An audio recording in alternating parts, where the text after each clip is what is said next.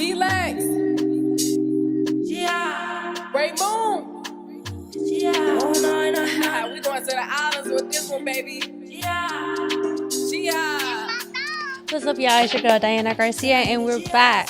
We're back shaking the culture, And right now, we're in March. We're kicking off Women's History Month with no other than...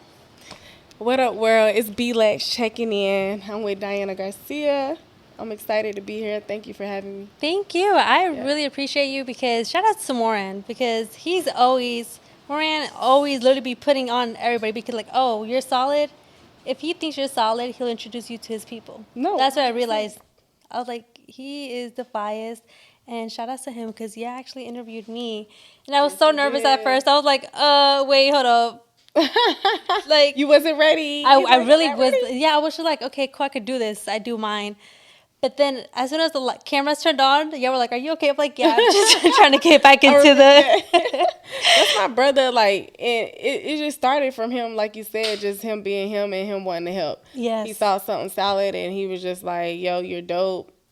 I want to put you on in position." And from there, we just kept building and cultivating a relationship. Mm-hmm. And he was actually like one of the first guys that was real genuine who wanted to help. That's very important in the industry because a lot of guys, they don't want to really help. They just want sex. So it's just like, it was cool to find somebody that's just really dope and don't want nothing from you. No, definitely. Yeah. So I feel like we also just kind of skipped over the fact that you do it all. You're a DJ.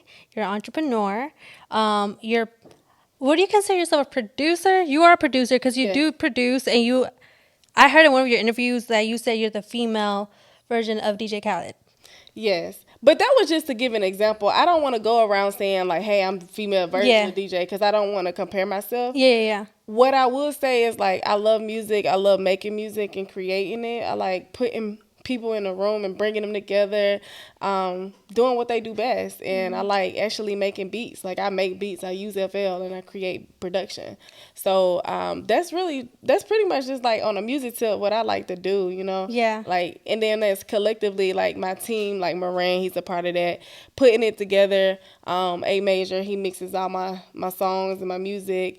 It's just a matter of finding the right artists that align with what I have going on. Because like, I don't just work, I'm not desperate to work with anybody, but more so just working with people who just align with what I got going on, and I love their music. Yeah. Yeah. I feel like that's the reason why when you listen to your music, you could tell, like, it's not just something that you cooked up real quick and like, oh, let's just drop it because it's with this person. Or, shit, this beat is hard, let's go ahead and drop it. You could tell in your music that you put time. Yes. Because you could actually feel it. Well, specifically me, because I heard that you love R&B. I love R&B. So I love it so much. I put out an R&B EP in a sense. Like, see that. Yeah, congrats. Like I love R&B, and what like you were saying, like with me taking my time, I'm still growing and developing as an artist as well that creates and put music together. So I wanted people to see the journey because I first released my first song ever in 2020, and then fast forward now. I'm creating music, I'm building my catalog, I'm building my production catalog, and it's getting better and better. Yeah, no, definitely. So do you ever, we were talking about this outside of or when the cameras were off, being put in a box, having one label. So what made you be like, okay, I don't just want to be known as a DJ. I just don't want to be known as an entrepreneur. What made you want to be like, nah, I have to tap into all these different things? I think that's something that started about roughly over 10 years ago when I discovered myself. Because growing up, I was always tied to one thing, which was basketball. So in my city, I was always known as the girl, man, that girl can hoop. Yeah. Like, I be hooping with the boys. I be like, I was a hooper. Like, they knew like, oh, she gonna be in the league. Like, that's how good I was. Yeah. And it's like, once I decided to give all of that up, I really discovered myself and understood that I'm not just tied to one thing. Like, I have to do multiple things. That's just my nature. Yeah. And it really makes me happy doing multiple things because I lose interest quick. Okay. Yeah. So it's like, if it's not really feeding me, like spiritually and emotionally and everything that comes with just my soul, I really just be kind of like not into it. So I just learned that let me focus on these things that actually feed my soul, which is like you were saying, like the music, the DJing, and being an entrepreneur, real estate, And now, like you said, going into the business venture of owning a CBD business. So Yeah, no, yeah. that's dope. So you say you lose interest fast. So what, or have you ever lost interest in, you wanted to quit being a DJ, you wanted to quit being, doing all these other things where you're like, I'm not feeling it anymore, or you've Right. had those moments where you're like, damn, do I really want to do this? You know? Yeah, I think not from an instance of quitting DJ, but more so like not put myself in a box of just doing one way of DJing. So initially when I started out, I was just wanting to do any gigs and just trying to be out there. Like everybody just saw me outside. Beelax outside, she DJing everywhere. Like Yeah. you saw me DJing somewhere like 3 years ago, right before the pandemic started. Yeah. But then I realized like this not really. First of all, to be honest with you, because I'm gonna keep it 100. Like there's no money in DJing. Yeah. You know I've what I'm heard that saying? a Unless lot. you like an EDM DJ that's doing festivals, there's no money in DJing. Oh, So I wow. was chasing these couple $100 a gig. Like I would make like $300 to $400 a gig. Half of the time it's kind of like negotiating your worth because people don't want to pay you. Yeah. Because the DJ that just started out took $100 for 5 hours. So it's like it's like that as well, dealing with that. So I was like, I'm kind of just like wanting to expand. I really want to just be a tour DJ. Like I'll do things that's important, like our events, like me and Moran events, but I'm not gonna be locally accessible. Like I'm going to force myself to be like, the only way I'm gonna be accessible is if it's something on a larger scale.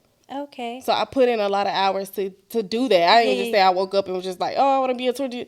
Like I put in a lot of hours to say that. Yeah, and I feel like you went crazy for Latto's tour. Yeah, did your thing. Thank you. Because I know Jalen, and then I saw, like I said, one of your interviews, and you're like, Jalen's the reason how I got the tour, Latto's tour.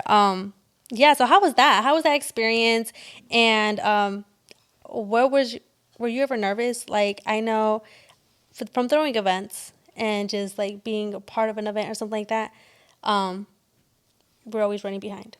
You know? Right. No, 100%. What was so special about that moment of being on a tour with a artist that was in the middle of going from rap artist to pop artist, basically, because she was literally steadily rising as we on tour. Like she had just dropped a record with Mariah Carey, the remix. So it was like the buzz and all of that. It was really beautiful to see an artist go from like 50 to 100. You know what I'm saying? While they just on tour. That's amazing. You know what I'm saying? So I think the experience was good, but shout out to Jalen because he did, he was the referral for me. It's about who you know, like in this industry. Facts. I love him. Shout out to him. He's really such a humbled, real person. I met him because of Jalen too. Because, I was like, I did an interview with Jalen before. Okay. And then that's how we connected. And I was like, oh, wow, you know Jalen too. But Jalen be working. He be working. He really is out here putting in all this work. I'm like, but it makes sense though. While we're all in the same room, we know why we all know each other. You feel what I'm saying? We all on the same frequency of grinding and putting in work. Yeah. And he was part of my beginning as a DJ as well. He a part of that journey because he was a part of that look. I would do like photo shoots just to have some content, and he would take my photos.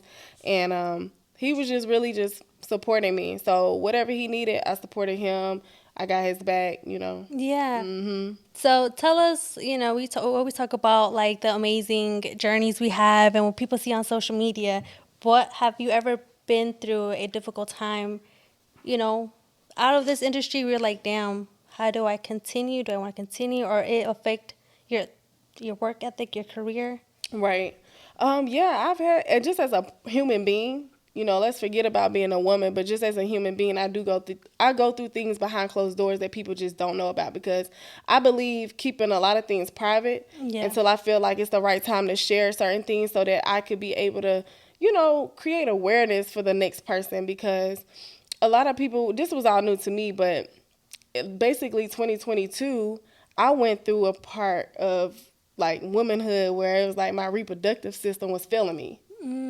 So then it was like, oh, damn, what am I supposed to be doing? Like, I don't know nothing about this. I don't know nothing about fibroids. I don't know nothing about cysts on my ovaries. I don't know what's happening to my body. Yeah. And I'm in so much pain. And it's like, they just like surgery. So it's like, I'm not finna get surgery. I don't want to get cut on. Like, I didn't want that. That's just stuff that was just happening. Because I didn't understand why I was just hurting so bad. Like, I would be in studio sessions And then out of nowhere, it would just be like this pain that come. Mm-hmm. And I'm like, I don't know what this is. And then I went on for it because I would take a leave or something like that. So I went on like a week before it just got really, really bad. And then I was like, nah, I got to go to the hospital because this is not normal. Like, I'm not even on my menstrual cycle. Yeah. But I feel like I'm on deeper. It's like, It's something way, yeah. it's way past that. So I was like, let me go to the hospital. And that's when they had told me that I had like basically fibroids and cysts. Okay. And then they gave me a set of treatment, like, okay, we could do like surgery or whatever. But I was like, nah. So I started researching, a couple things. Looked into Dr. C because he was one of the people that kind of like was ahead of his time because he had already discovered a lot of Yeah. things that help heal you naturally. So I was looking into his stuff, but I didn't really find any of it to really help me because it was too late. Like mine was too severe to reverse it. Okay, so explain what is that exactly for people that don't know? Like how do you get it? How did that come about? What is it like? Like fibroids and cysts. So Yes. cysts is a natural, like they're just natural cancerous things that grow on a woman's uterus and her ovaries due to the fact of what she's consuming through her diet. So it could be from like the meats we're eating. It could be from like just anything that we're consuming, put into our bodies. And what made me dive deep into the research, I started learning like, oh damn, like they really got a lot of poisonous stuff in the food that we're eating, and it's attacking women's reproductive system. That's another way to control the population. So if you have scenarios like where you have to take out the uterus, you have to take out the ovaries, the woman can't have the baby no more. Yeah, yeah. So I started realizing like this is a problem, and I looked at so many other people, but in particular, it affected more people of color than anything. the other. Yeah. So I was like, this is so crazy to me, and I still don't understand it. I still don't know why at the age of 27 I'm having these issues. Yeah, and that's so young. Super young, and I had got my menstrual at like 12. So I really only had about 13 years of developing fibroids and cysts. Yeah. When you think about it. And that's not long at all. That's not long at all. So I'm like, it's real. So like me going to like McDonald's and Wendy's, the processed foods and all of that, like, cause I was an athlete, so I ate that all the time. Yeah. Yeah, like I would leave basketball practice, like I want to eat some McDonald's, get Yeah. a burger. So I just really cut all that stuff, like the beef, the pork. All the processed foods, I just cut it out because even though I decided to get the laparoscopic, which is the procedure that worked for me, I got the laparoscopic partial hysterectomy, which is I got my ovaries, but I don't have my uterus. So I can give my eggs to another woman. She can have The baby. the baby as a surrogate, but I can't deliver Okay. the child. Did you ever want to, deliver a baby? I think part of me did, but a lot of me didn't. Yeah, girl, look, I didn't want to we're be the same that person. page. Yeah, Like like the same page as that. Yeah, like I really don't think I want to carry. I didn't want to carry kids, and it's just crazy that it happened that way. But I didn't really think of me being the person carrying kids for real. Like I didn't see myself being that. Like I was open to it. Yeah. But it wasn't like I gotta be. I'm a volunteer first. Gotta type have a of thing. baby. Yeah. Like, it wasn't Let me do that. it. Yeah. So I know for most women who's dealing like or that are like with men that want babies and dealing with that, I know it's way more like severe than what I went through because I didn't have that issue where I didn't have a person that didn't support my decision. Like, because that's stuff that women have to go through where you have to make those decisions and it's affecting the other person that you with. And they might want to have kids, or then it's like you got to talk about the other options, like the adoptions and then like the in vitro, so stuff like that. Yeah.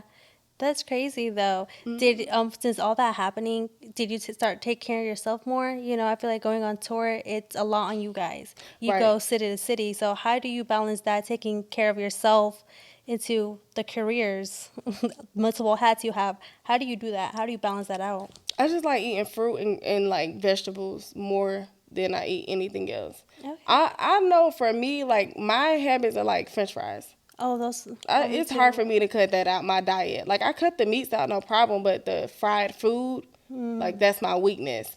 Yeah. So I'm still working on that. I can be honest with myself. Like I'm still working on that. But I cut out the stuff that I felt like was severely affecting myself, like the heavy meats, like the red meats. It's okay. And then dairy, I cut out dairy as well too. Yeah, no, I feel like dairy to me is the hardest thing because I love the ice cream, Jenny's ice cream. That's my go-to. But they have vegan options. Do you like the vegan options? I never had. I don't think I Really? had vegan. You ice need cream. to go try. Jermaine Dupri also just dropped his vegan ice cream. I did see that in the store. I haven't one tried time. them, but Yeah. I heard they're pretty good though. You should. So do Jenny have? Does she has the? Oh yeah, she actually does. There's like a coconut one. It's bomb as fuck. I love that one. And I think there's another type of vegan ice cream she has, but I don't know really the other one. Cause I tried it. I was like, sure. Let me go ahead. Like, let me see what that's about. Yeah, Yeah. I was like, because I want to start eating cleaner as well. That's right. So that's the thing. I'm like, okay, yeah, I want to start eating cleaner and just being disciplined. It's just like, damn. But sometimes you're like, damn, let me just have it. It's the weekend. Let me just get some wings or something, you know? Right. You just want to live life. Yeah, but then it's just like living life also has its consequences, you know? Exactly. And people don't really realize it. Or it's like, okay, if I want to live longer, I really have to be disciplined and be like, all right, this is the only time I'm going to have fast food, and then go back to the being strict with it. But Exactly. it's hard. Moderation. I think if you do things in moderation, like, you'll be fine. Yeah. But if you overindulge in a lot of things, that's where the problem comes in at. And I never shared that, like, where I went through last year because, like you said, through all that, it was still other good things happening. And then I felt like I just needed to go through that moment without sharing, without talking sharing about it. It was Yeah. like, let me just go through it. So who do you go to, when moments like that where you're like down? Did you feel like so you did your family of course knew and Right. stuff like that. My family. So how did they tell you, yo, you need to sit down and take care of yourself? I don't know if you should go to this tour, did they say anything like that or how were they? No, they were supportive. I was like a month in from healing from the surgery. Oh wow. Because I had the less invasive surgery, so Okay. it wasn't like I had got cut open and I had to get stitches. Okay. Because that type of surgery takes like months to Months, recover from. But I actually had the kind where I was walking, I left the hospital walking. Okay. Yeah, like it Good. wasn't that. It was just I had to heal. Yeah, Yeah, I had and then take the time to it. take the and stuff like time. that. So my Yeah. family was supportive. Like they like, yeah, go do it. Yeah. They prayed for me during those moments. Always. It was just it wasn't all new, but because my sister actually had fibroids. She's 20 years older than me. She had Oh, fibroids okay. before too. So it's a genetics type of thing. Yeah, I feel like some of it's hereditary, and then some of it just like based off of the foods as well too. Okay, that makes sense. Because a lot of women are like receiving fibroids. And I'd say that would have never crossed my mind. Like I've never even thought of it. Yeah, like when you go to your gynecologist and you get your checkups, like your Yeah. pap smear and All that stuff. yeah. So when they do like the little thing, I can't think of it right now, but like when you having a baby and they rub Yeah. stuff on there. So when they do stuff like that, that's how they can see like your The ultrasound ovaries, your stuff? ultrasound. So right, yeah. So when you get the ultrasound and stuff, they can see like your ovaries, your all the- uterus, everything. and everything they need to see, your fallopian tubes, and they can see like, oh, something's Yeah. on there that's not supposed to be on You got there. it? Yeah. So I just say, I want women to get checked up. Like you can prevent a lot of things just by doing that early. Like I never had a gynecologist till like later on in my 20s. Yeah. Yeah, I feel like a lot of people don't. They don't think that that's irrelevant until like you start having babies or you want to start having babies. Right. Like let me go get checked up type of thing. But it's like no, go get checked up now. Don't do that just because, right? We're in Atlanta, That's true. so people. What you just, mean by that? Like, Look, because it's like everybody's like, damn, Atlanta's the worst place to date. So it's just like, just in case, let's just go get checked up. You Right. never know in general what's going on with anybody.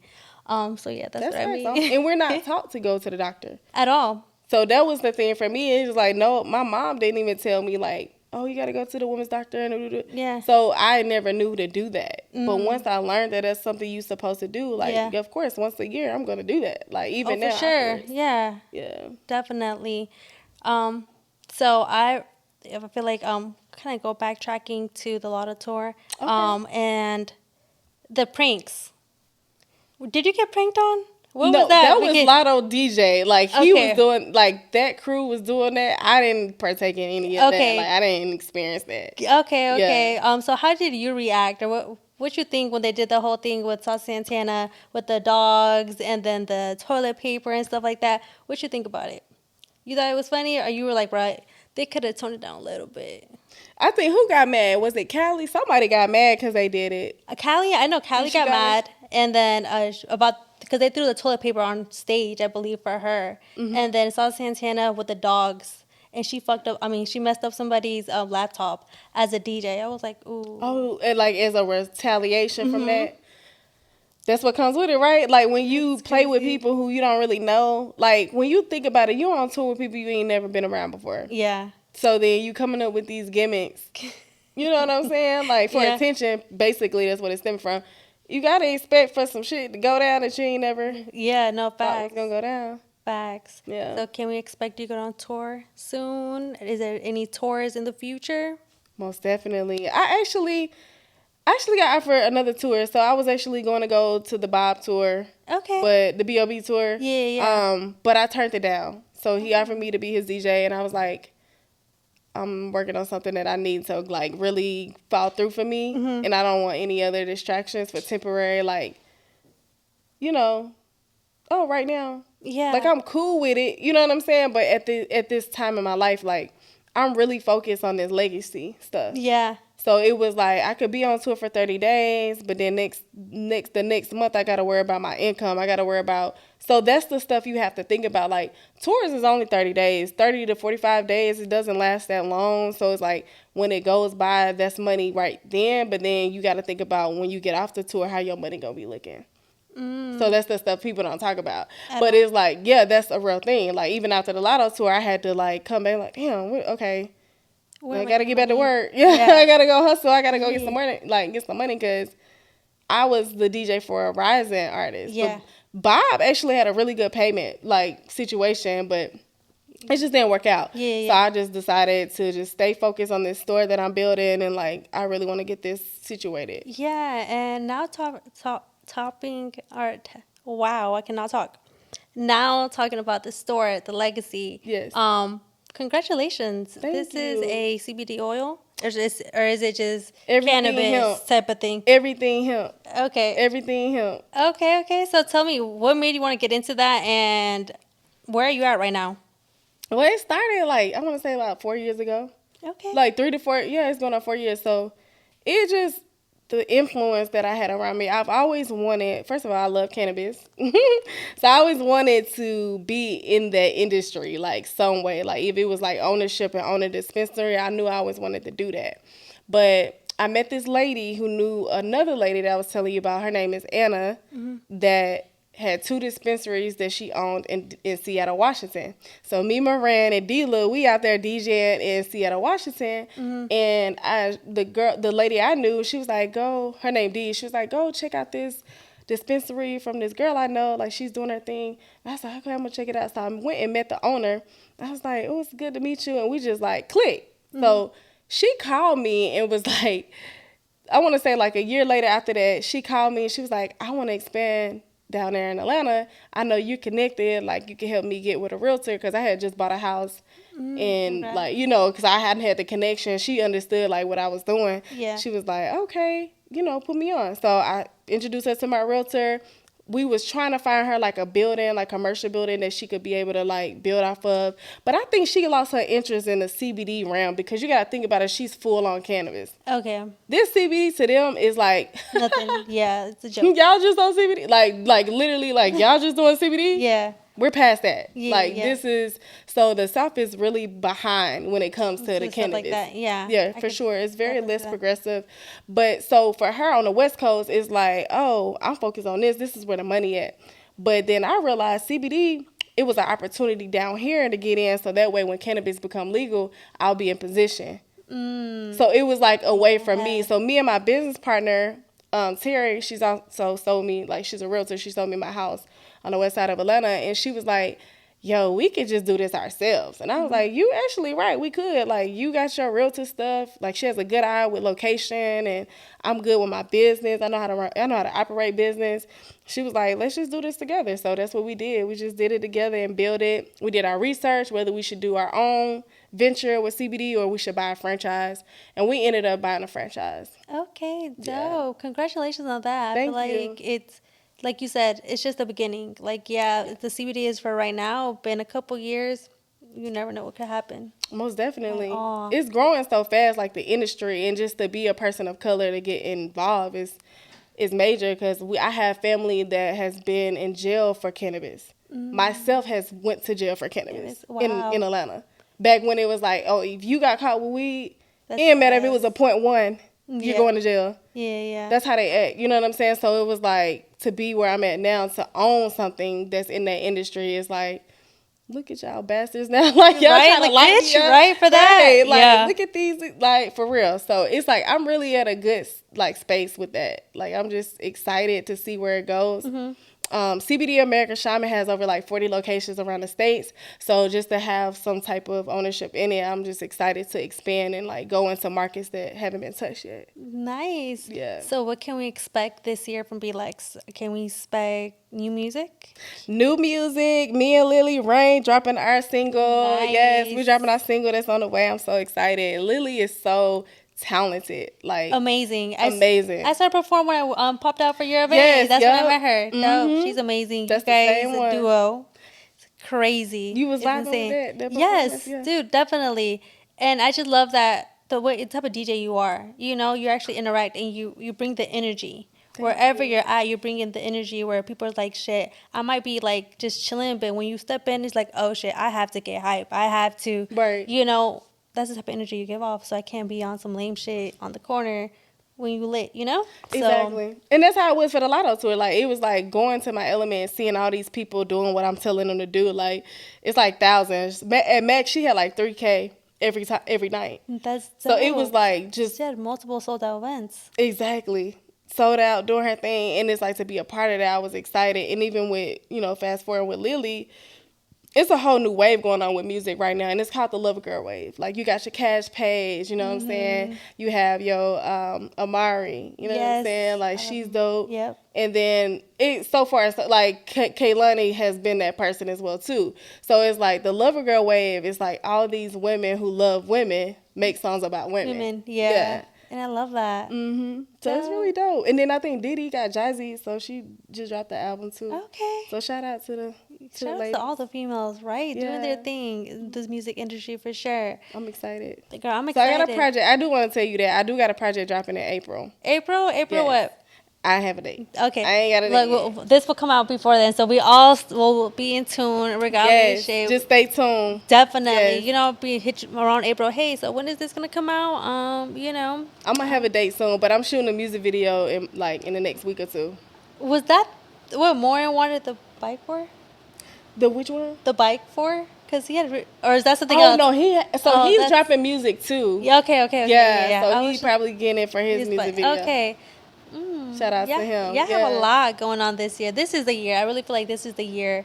As soon as 2023 hit, I'm like, yo, this is the year. This is the year. It is. This it. It's different. It just feels different. Does. Like I'm completely healed. I feel good. I'm working out. I'm about to be 30. Girl, in you don't April. look 30 at all. Yeah, so it's like I'm getting older, but I feel like I'm getting younger and wiser and just having just a lot of wisdom about myself. As you should, though. Yeah. As you should. So I'm looking forward. Yeah, thank you so much. Thank I you. appreciate you. You're always a vibe. You're always so dope and sweet, and I love to see you work because you're like, damn, I need to get my shit together too.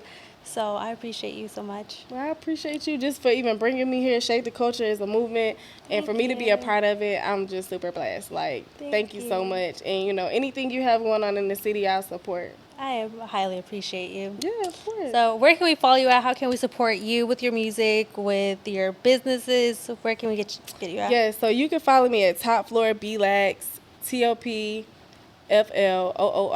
TOPFLOORBEELAX, all platforms. And then also you can follow my CBD business, Nature Health Bliss LLC, on all platforms as well too, Twitter, Instagram, TikTok.